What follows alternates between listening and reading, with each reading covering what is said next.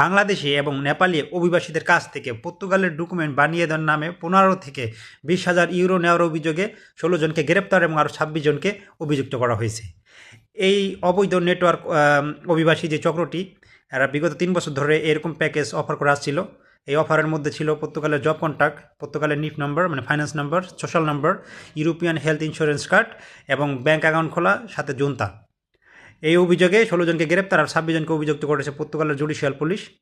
এই এই চক্রটি পর্তুগালের কোইম্ব্রা শহরে শুধুমাত্র 18,000 মানে মানুষের কাছে এরকম সার্ভিস মানে প্রদান করেছে।